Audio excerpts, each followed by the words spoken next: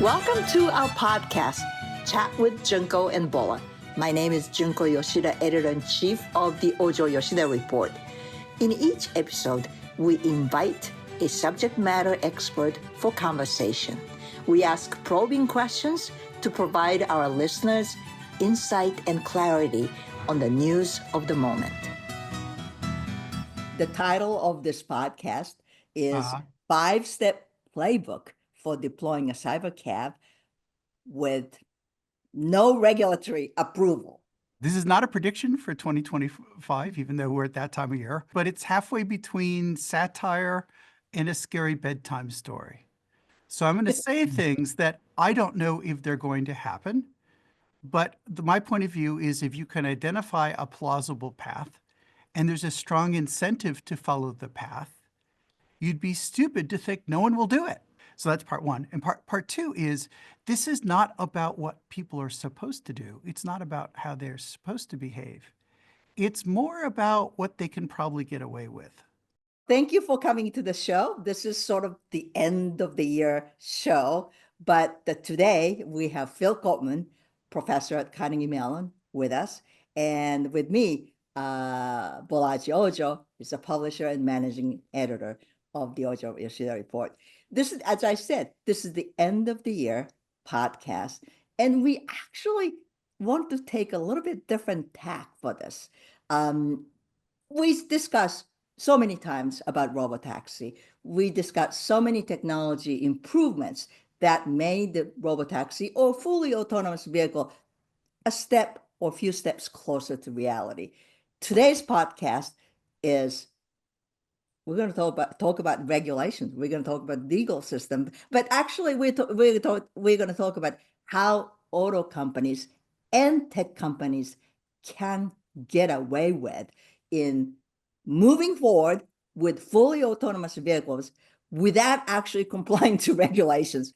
So without further ado, Phil, I want you to actually start the conversation because you and I talked about how this could be an important discussion that nobody really is talking about right now. Okay, so just let me preface that this is not a prediction for 2025, even though we're at that time of year, but it's halfway between satire and a scary bedtime story. So if you're a company that likes to move fast and break things and take action now and ask forgiveness later, this story's for you. To be sure, not every company will do these, and I'm not trying to say the whole industry is like that, but it only takes one company to do this at scale, and then you could see it triggering a race to the bottom. Okay, so now I'm talking all about what I'm going to say, but not actually saying it. So let's dive in.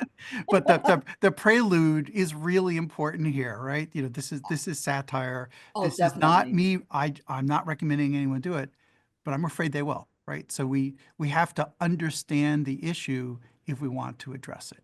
So we'll go step by step, and I guess I can sort of do the step, and then we can have a discussion about get your reaction. And again, it's like they're not supposed to. No, that doesn't count. It matters whether someone's gonna. So the first one is the big thing everyone says, oh, regulatory impediments we can't deploy. And when you dig down deep, the only regulatory impediment I can find that really matters is taking out the steering wheel. Okay. Companies can put a robotaxi on the roads in most states, if not all, tomorrow, using a reduced version of this. So we're going to talk about no steering wheel, Cybercab. Okay, and the rest is just variations. Well, what do you do? Well, okay, you put a touch screen on. Anyone who's seen Star Trek knows they don't have joysticks for controlling this great spaceship. They just have this completely implausible. They move their hands around on a touch screen and the ship flies around. Well, so you put a touch screen in front of the driver's seat. There's no steering wheel, okay? And you put a picture of a steering wheel on it and say it's a virtual steering wheel. And you use your finger to spin the steering wheel back and forth. And there's a faster, slower button, and in some cars, all the other federally required things are already on the touch screen anyway, right? So you have it. So basically, all the controls stop being physical, just be a picture on a touch screen, and you can drive the car that way. Now you may say, well, people wouldn't like that car. Well, this isn't about selling that car. This is a pathway down a regulatory argument, right? So you could just say, No steering wheel. There's a touch screen that controls the car. And I'm sure someone can find out places in the FMVSS, Federal Motor Vehicle Safety Standards, what's the problem. We're going to get to that, right? So we're just going to build a car, no steering wheel, no gas pedal, no brake pedal, no accelerator, no steering, no turn signal stalks, just a touch screen in front of the driver. That's step one. Okay, Okay. hang on.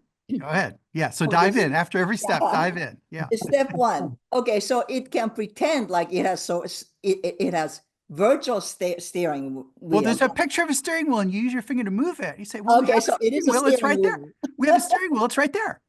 All right. What about this thing about, I think you mentioned this before in several conversations we had before that, what about this big red button thing? Can you Oh, explain what it so is? I personally think they probably put a big red button next to it, but it's a picture of a big red button. Okay. It's not a real one. It's just a little red circle. You press the button. And later on, if we're going to put in an autopilot-like thing, a self-driving feature, the red button lets you shut down the car to stop the car. Okay. So yeah, Right, sure. Big red button as well. Why not? Why not put in a red button? Okay. I see. But it doesn't have to be a real red button. It can be on the screen because there's Okay. no requirements that it be a physical button. None of that's regulated. Okay. It is indeed an out of box thinking when you think about it, right? Well, that's the point here, right? But we already have cars that are 95% of the way. I'm just suggesting this is a logical conclusion to what we're already seeing in the market. So since we're talking about regulations, I don't know if it's hidden in some book somewhere, but are there requirements in place to say there has to be the steering wheel and the rack and the Well, pedals? yes, but we're going to get to that. Yeah. Oh, That's step two. interesting. That's step two. Yeah. Okay. Right. So yes, at each step you could say but, and then that's why there's more steps. Yeah. Ah, excellent. Okay. So Move to step two. step two. Yeah. Step two, Federal Motor Vehicle Safety Standards, FMVSS. That is the only pre-deployment regulation in the US. So if you conform to FMVSS, you're allowed to put a car on the road. But there's a couple of things. One is that has nothing to do with computer software quality or safety or self-driving or any of that stuff.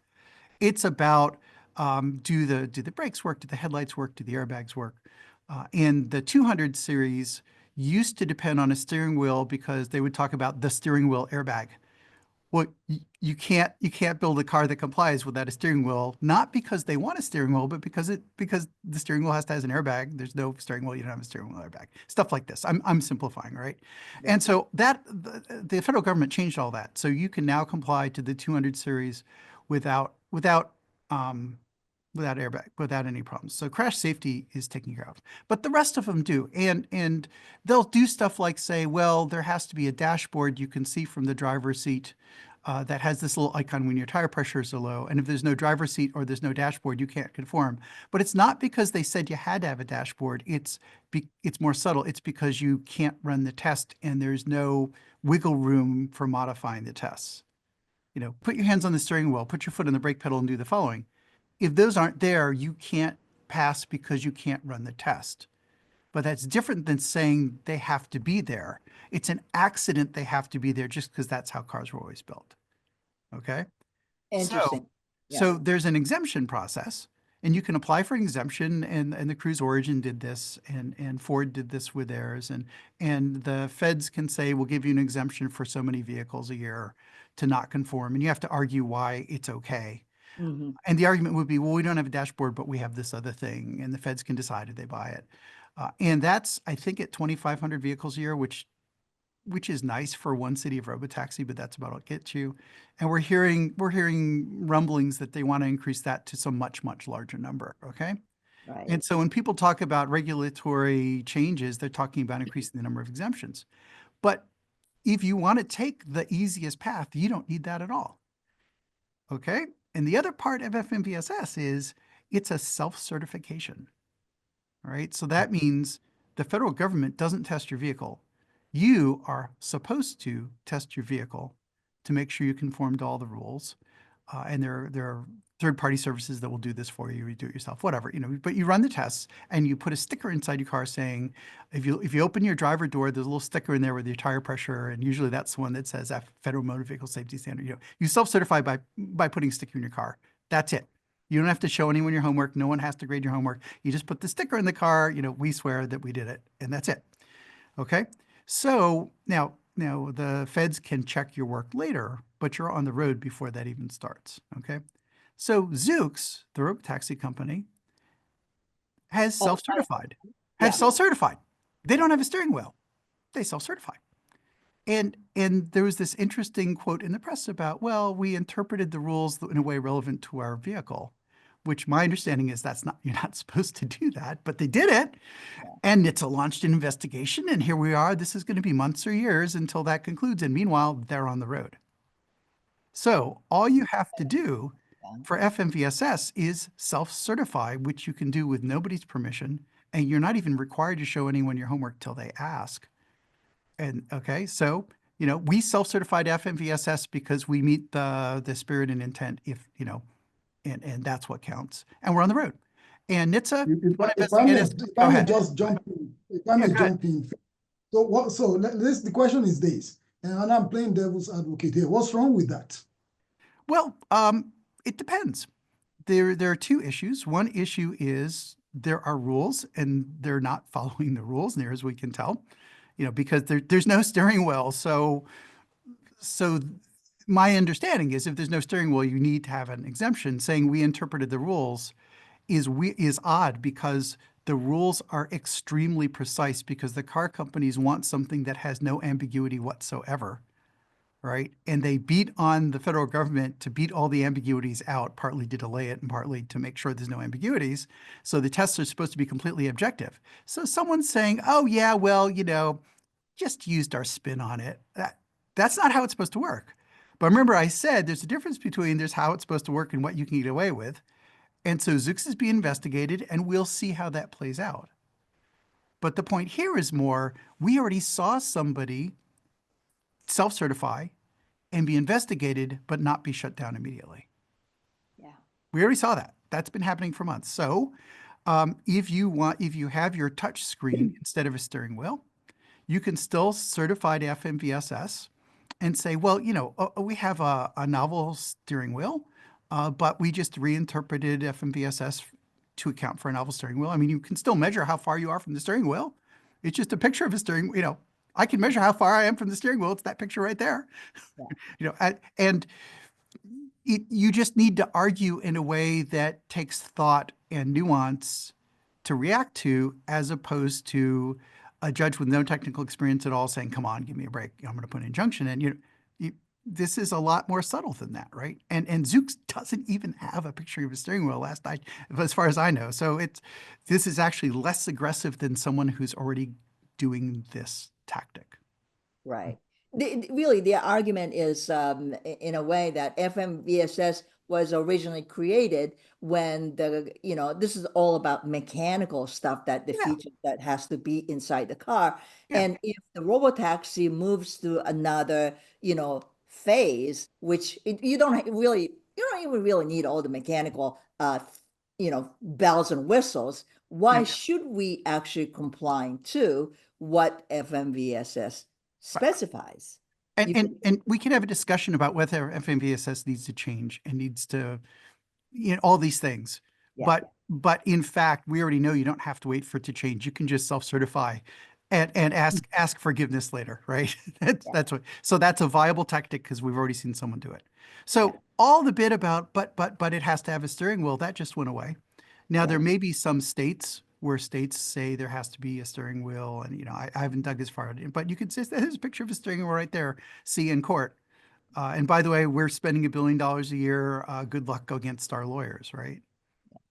And so this is not a permanent win.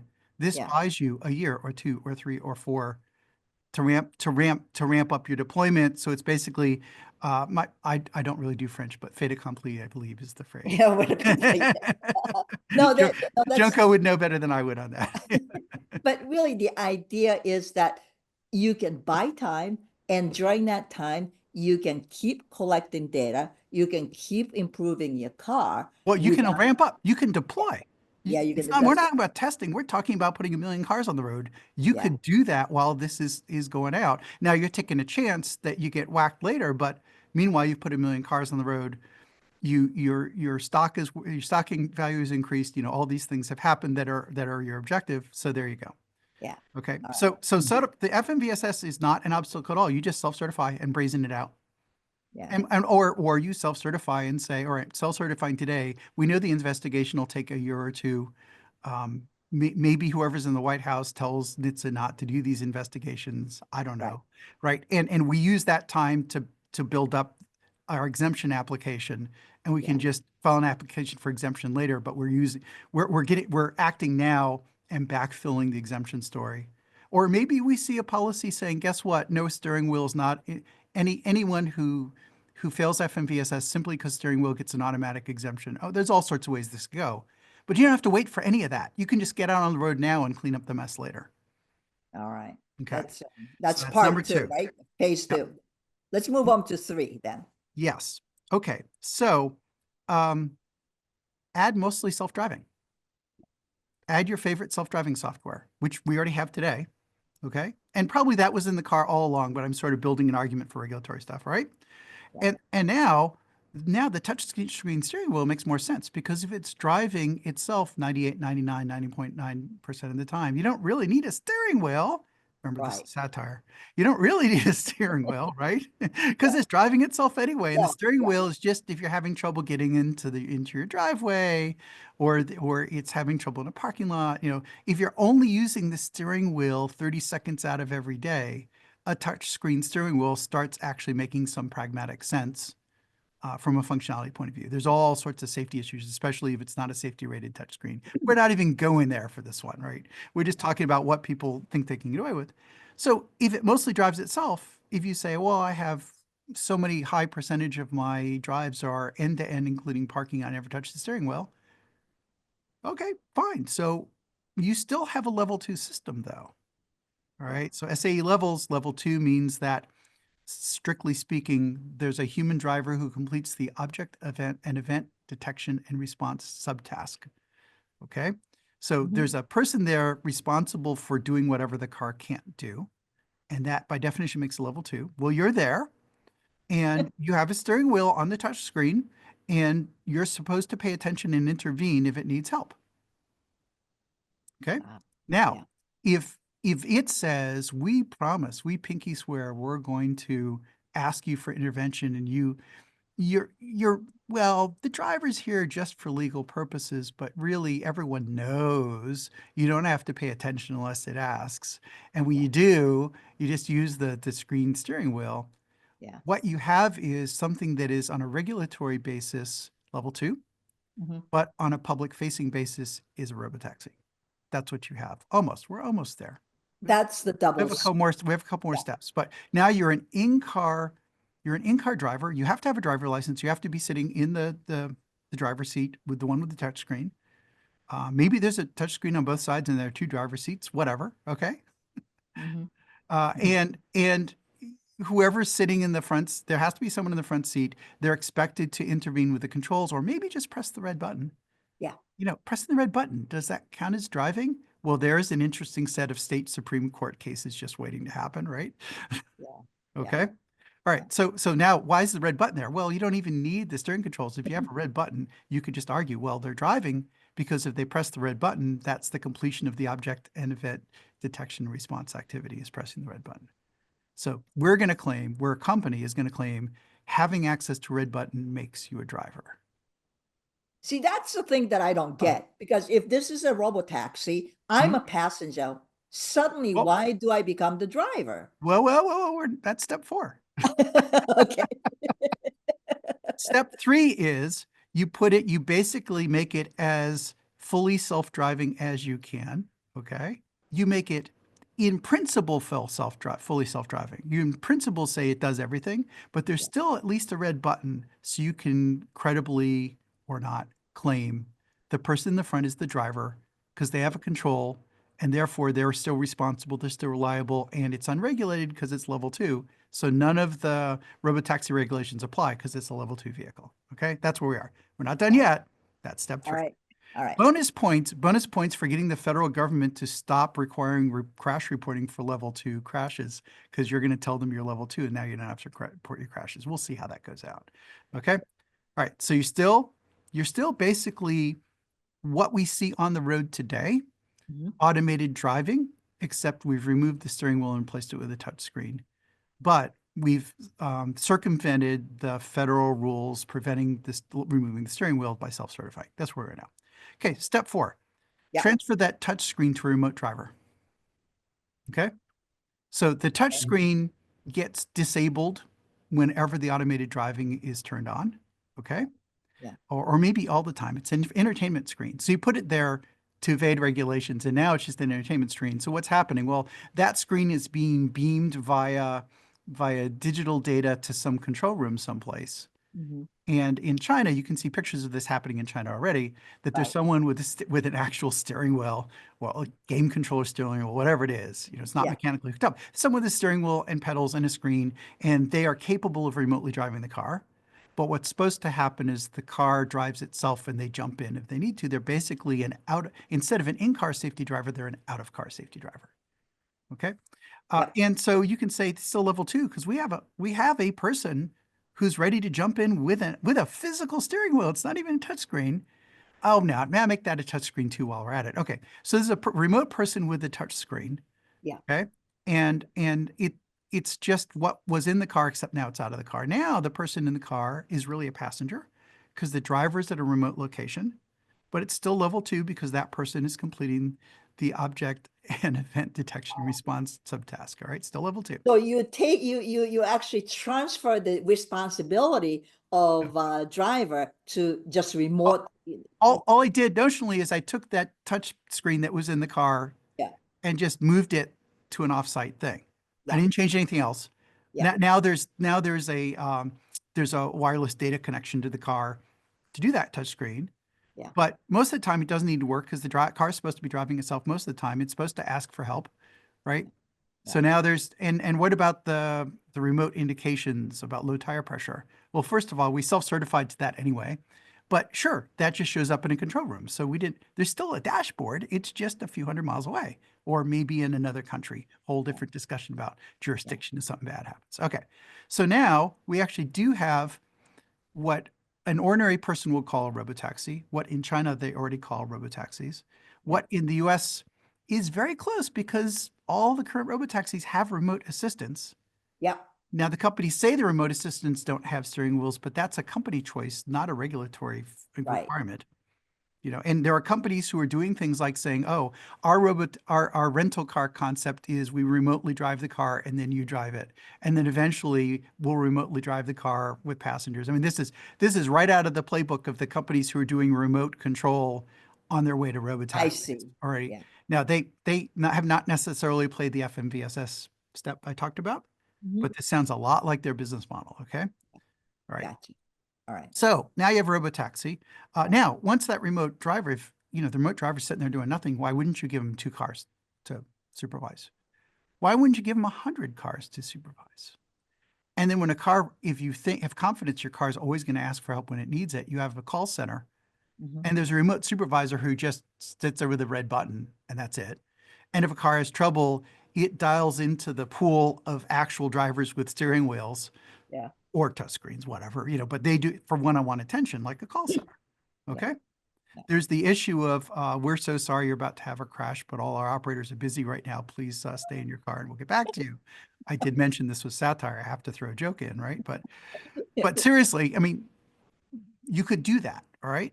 And Yeah. people would argue, I'm sure people would argue that's plausible, and maybe somebody would argue that's a good thing.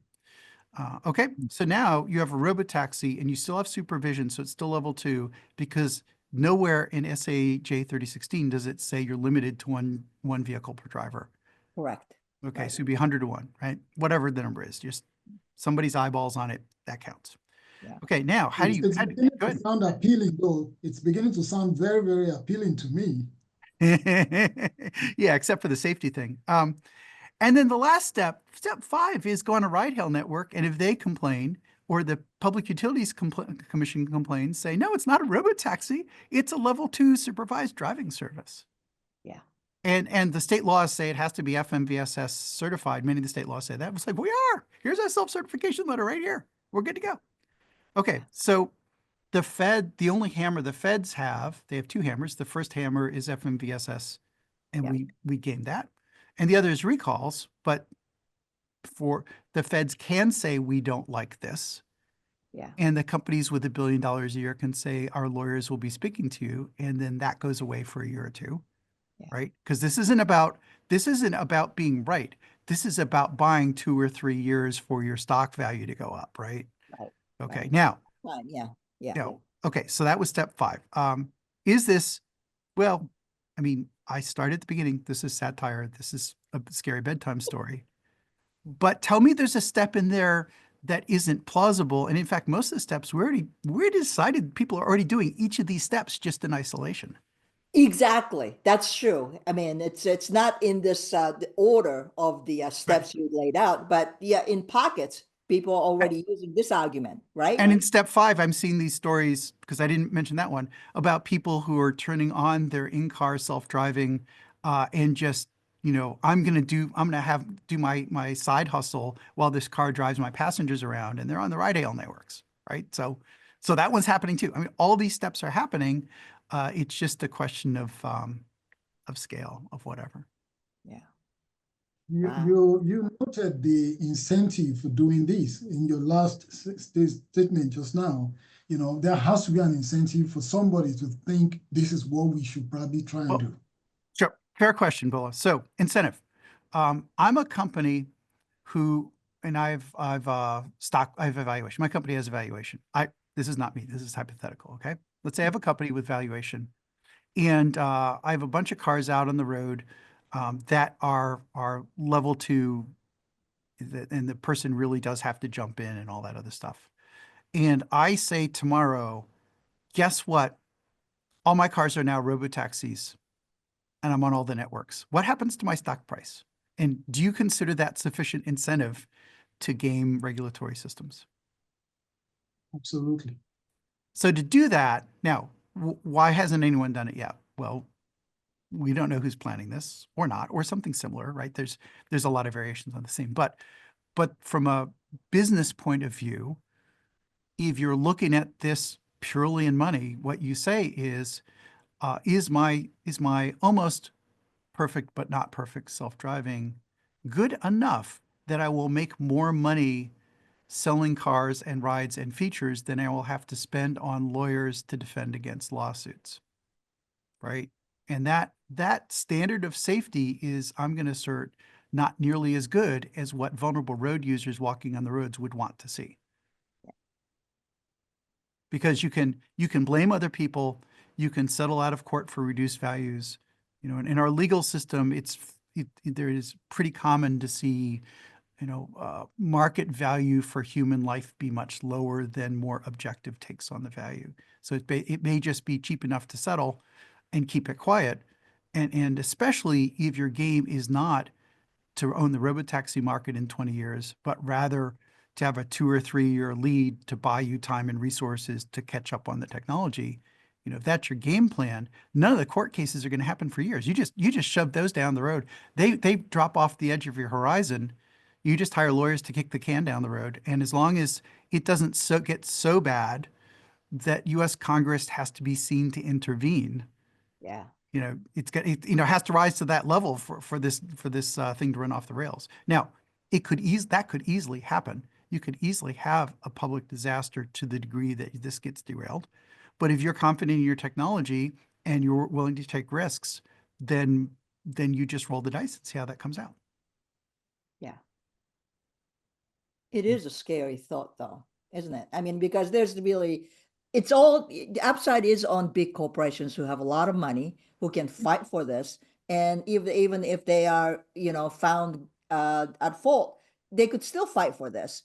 While those of us who don't have that means, financial means, will just become roadkills, really, right? And if one company does this, there's going to be tremendous financial pressure on the other companies to engage in a race to the bottom.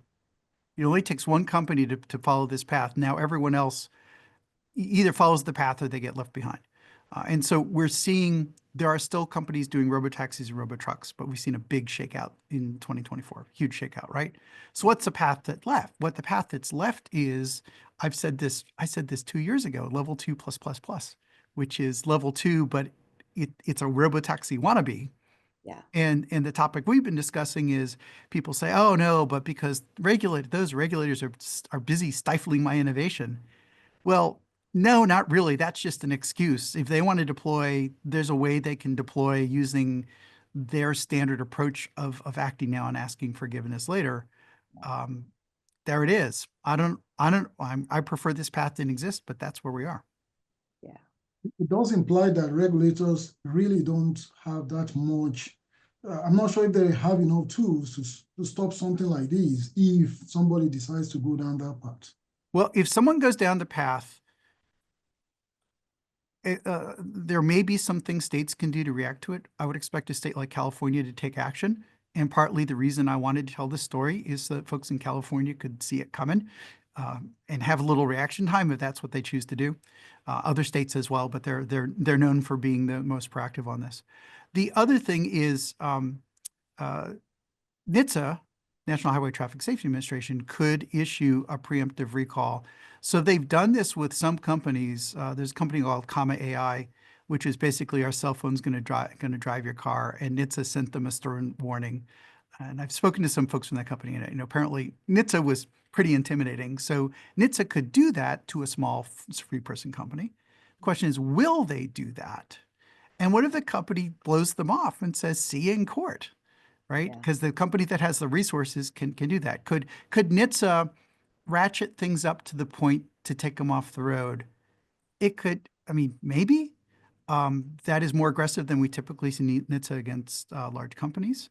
Mhm. And their boss is the Department of Transportation, Secretary of Transportation, who's a political appointee of the current president. Yep. And depending which company it is, that may have different outcomes. Yeah. Not go into politics here. I'm just pointing out that Yeah. that political pull will matter in whether NHTSA thinks they have sufficient air cover to be able to do something really aggressive. Because industry captures a thing in the automotive industry without question. Yeah. And we often see NHTSA not being as aggressive as probably they want to be Yeah. because it's a political world. You just have to deal with that. So I don't know. Those are the deterrence mechanisms. I hope Yeah. that if a company is seen to be heading down this road, they kick in, but we're going to have to see how that plays out. But part of this is just even knowing the road is there. If no one knows the road is there and the regulators are caught, with the cars already out on the road and they're playing catch up, that's going to be a lot harder for them to react to. I think in hindsight, well, it's probably not in hindsight in your case, Phil, but in hindsight, what happened was that industry has already gone down the slippery rope when they started to call full self-driving car as level 2. Yeah. And the argument of level 2 plus plus plus that gave car companies who are willing to take some risk, well, we can get away with this, right? Because we already warned in so many wars that you, Mr. Driver, or in this case, Mr. Passenger, we already told you you are in charge. And that, what you just described, 5 steps, is the extension of that argument on steroids, in my opinion. Ever since companies put out, well, okay, so we'll distinguish between level 2 and level 2 plus. And I know I'm in the state of sin when I say level 2 plus, but so be it. Okay. Yeah. So let's say level 2 is simply lane centering. It's cruise control to keep you in lane and does nothing else. Doesn't change lanes, doesn't advertise it reacts to other cars other than the automated speed control slows you down if you're too close, right? It's Okay. super, super dumb. It's just trying to keep you on railroad tracks on your lane, and it knows nothing else, okay? Right. And that's prevalent. That's all over the place. So let's set that aside. I mean, there's still attention issues there, but let's just say driver monitoring solves it. Set that aside because that's not the house that's on fire. Okay. Mhm. Every other company that has gone past that with hands off or advertising, we know how to change lanes, or we'll navigate you. And there's more than one company that's gone down this path partially or aggressively, okay? All those companies that are basically, well, it's a robotaxi wannabe, but you're still there, right? All of them have been on doing this playbook for years now, okay? And they've hidden behind, but you know, the steering wheel and FMVSS, but it's as much as their technology wasn't ready for them to take that, to roll the dice as anything, right? The regulatory, blah, blah, blah, blah, that has always been a smokescreen to give them a reason why they can't deploy. But the reality has always been they were going to deploy as soon as the technology is ready. Now, some companies are more responsible. Some companies say they're more responsible. And some companies don't even bother to play the game. They just say, well, of course it'll be safe. Now, next question. But all of them have this path open. And once one goes down the path, there'll be tremendous pressures for the others to follow them.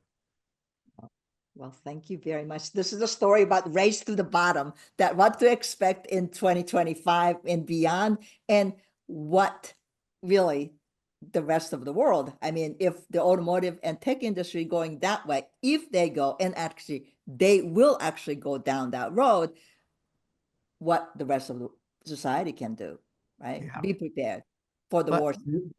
They are starting to go. Right? I mean, it's, you know, the incentives are strong enough. You Yeah. know, I don't see why they wouldn't go down this path. And let me add a caution. There's a lot of people are going to react, oh, that can't happen because. And in all the reactions, I'd caution you to be very careful to differentiate that isn't supposed to happen from that can't happen, because that's what this entire discussion has been about. All right. Thank you very much for coming to the show. It was very provocative, and we'll see what's going to happen next year. Thanks right. for having me. Thank you. Thank you. Talk to you later. Bye. Bye. Thanks for tuning in to our latest chat with Junko and Bola.